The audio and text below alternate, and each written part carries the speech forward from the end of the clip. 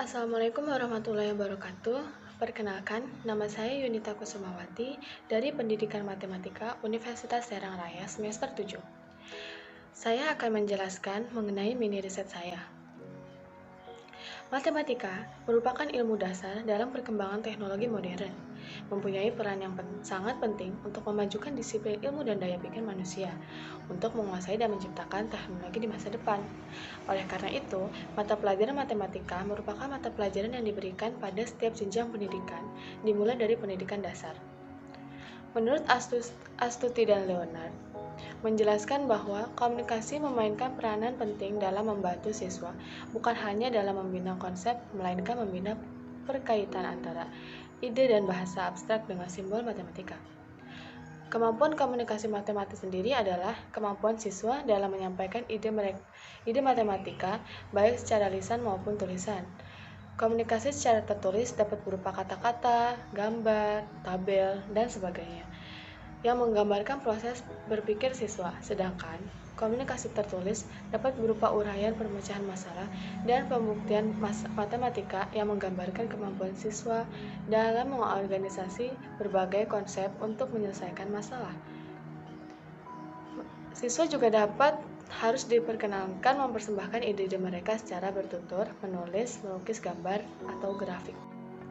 Kemampuan berkomunikasi dalam pembelajaran matematika di sekolah menengah pertama masih kurang mendapat perhatian dari para guru, disebabkan guru masih cenderung aktif dalam pendekatan ceramah menyampaikan materi pada para peserta didik, sehingga kemampuan komunikasi matematis siswa masih sangat kurang.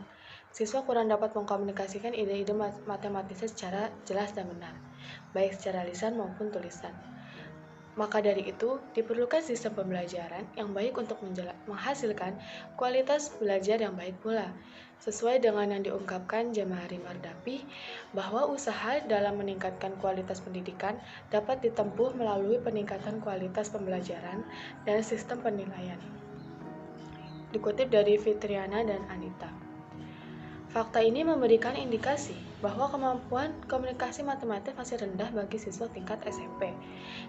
Jika situasi ini terjadi dan tidak ditanggulangi dengan cepat, akan kemungkinan kemampuan komunikasi matematis siswa akan semakin rendah dan akan berdampak pada nilai siswa. Pembelajaran kooperatif tipe Numbered Head Together atau yang lebih sering disebut dengan NHT menghendaki adanya kegiatan peserta didik yang lebih banyak dalam proses pembelajaran. NHT adalah jenis pembelajaran kooperatif yang dirancang untuk mempengaruhi pola interaksi peserta didik serta akan melibatkan lebih banyak peserta didik dalam menelaah materi suatu pelajaran. Dikutip dari Pratiwi menurut Isjoni. Selanjutnya, menurut Slavin, dikutip dari Pratiwi, peserta didik bekerja melakukan tugas dalam kelompok yang terdiri dari 2 atau 5 orang, di mana mereka lebih didorong dan dimotivasi untuk membantu temannya dalam belajar, bukan saling berkompetisi. Otomatis, saat proses pembelajaran akan terjadi komunikasi dari berbagai arah antara peserta didik dalam kelompoknya atau antara peserta didik lintas kelompok dalam kelasnya.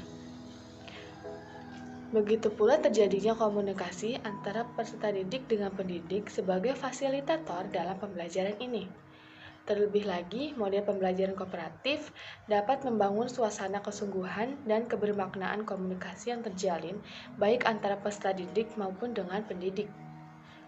Pembelajaran kooperatif tipe NHT dapat meningkatkan komunikasi matematika peserta didik menjadi lebih baik karena mereka akan bekerja dalam kelompok untuk saling mengkomunikasikan ide-ide mereka dan mencoba memecahkan permasalahan yang diberikan oleh pendidik, serta setiap hal yang akan mereka lakukan akan diamati pembelajaran kooperatif tipe Numbered Head Together ini oleh pendidik. Penggunaan pembelajaran kooperatif tipe NHT ini masih menjadi bahasan yang masih sangat hangat untuk diteliti. Seperti dalam penelitian Adi, Bobi, Rahman, dan Samsul Arifin tahun 2019 yang berjudul Penerapan Model Kooperatif Tipe Numbered Head Together untuk meningkatkan kemampuan komunikasi matematis siswa SMP. Peningkatan kemampuan komunikasi matematis siswa yang memperoleh pembelajaran dengan menggunakan number head together lebih tinggi dibanding dengan siswa yang memperoleh pembelajaran secara konvensional.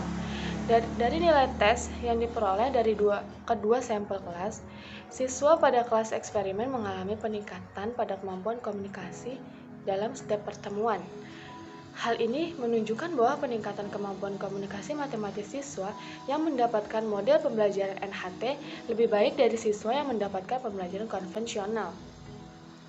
Berdasarkan hal tersebut, maka tujuan dalam penelitian ini adalah untuk menyelidiki peningkatan kemampuan komunikasi matematis siswa dengan instrumen yang sudah dibuat untuk memenuhi kebutuhan alat ukur dengan penelitian yang berisikan serangkaian proses penyusunan instrumen pembelajaran kooperatif tipe numbered head together untuk meningkatkan kemampuan komunikasi matematis siswa SMP serta melakukan uji validitas dan reliabilitas serta uji validator ahli untuk memproyek kelayakan penggunaan instrumen tersebut. Dalam penelitian ini, penulis menggunakan pendekatan kuantitatif, sementara metode yang digunakan adalah metode survei. Menurut Nana Shodi, dikutip dari Hamin tahun 2014, survei digunakan untuk mengumpulkan informasi berbentuk opini dari sejumlah besar orang terhadap topik atau isu-isu tertentu. Penelitian ini dilaksanakan secara online dengan cara menyebarkan kuesioner dan diisi oleh siswa dengan total sampel sebanyak 36 siswa SMP kelas 8 dari berbagai daerah di Banten. Untuk menguji validitas konstruksi instrumen dapat dilakukan dengan meminta pendapat dari ahli atau expert judgment. Dikutip dari Sugiono tahun 2009.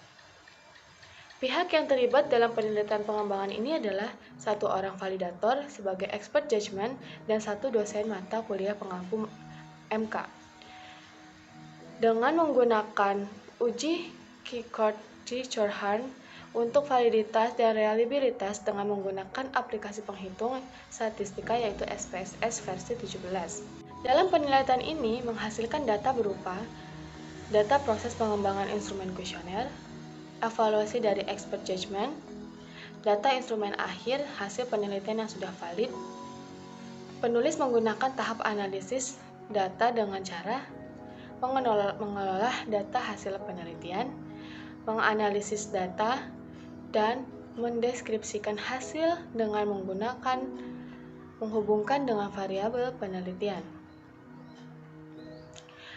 Sebelum melakukan pengujian penyebaran kuesioner, penulis melakukan kajian teoritik untuk mengetahui aspek-aspek apa saja nih yang ada dalam pembelajaran numbered head together untuk meningkatkan kemampuan komunikasi matematis.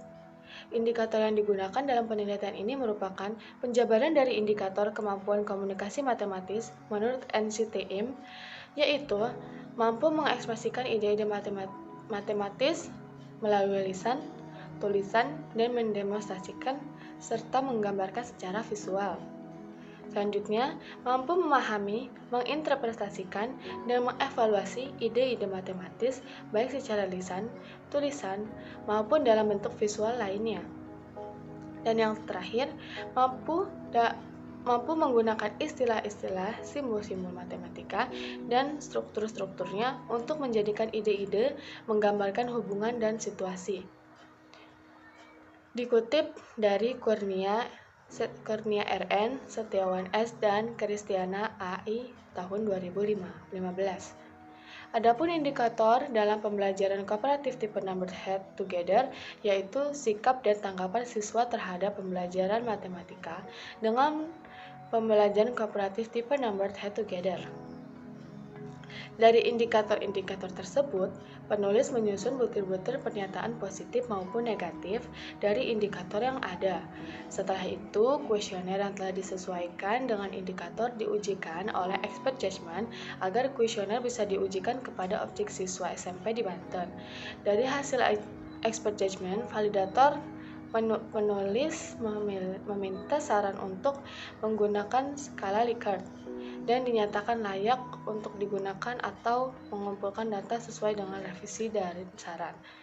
Setelah melakukan perbaikan dari saran dari expert judgment, penulis menghasilkan instrumen pembelajaran kooperatif tipe numbered head together untuk meningkatkan kemampuan komunikasi matematis siswa SMP yang disusun terdiri dari 20 butir dengan pilihan alternatif berupa selalu, sering, kadang-kadang, dan tidak pernah. Pernyataan-pernyataan tersebut dibentuk ke dalam Google Form. Dilakukan uji validitas dan reliabilitas untuk mengukur kelayakan pada instrumen yang sudah dibuat. Uji validitas digunakan untuk mengetahui kevalidan angket dalam mengumpulkan data.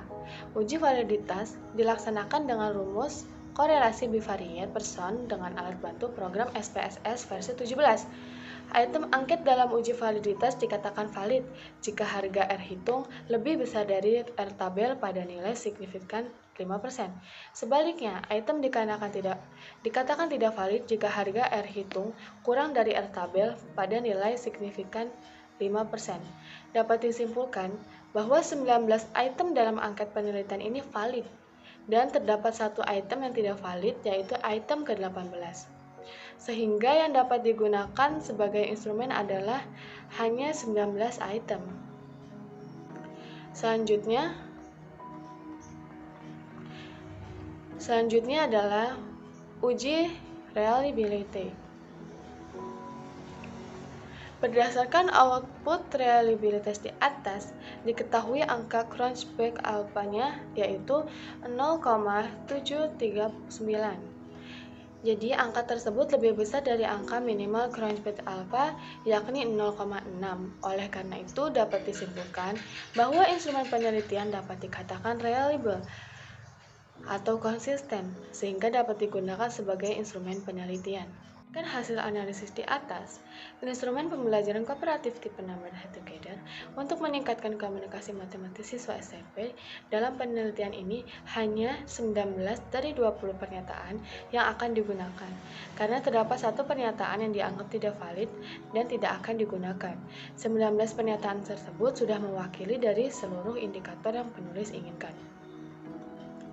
Jadi kesimpulannya adalah, berdasarkan hasil penelitian mengenai pembelajaran kooperatif tipe Numbered Head-Together untuk meningkatkan kemampuan matematis siswa kelas 8 SMP seBanten, menghasilkan 9 pernyataan kuesioner yang mampu mengukur kemampuan komunikasi matematis. Hasil uji coba dengan menggunakan SPSS menyatakan banyaknya instrumen yang valid dan reliable serta layak untuk digunakan sebagai alat ukur pada penelitian ini. Baik, cukup sekian yang bisa saya sampaikan. Kurang lebihnya saya mohon maaf. Terima kasih. Wassalamualaikum warahmatullahi wabarakatuh.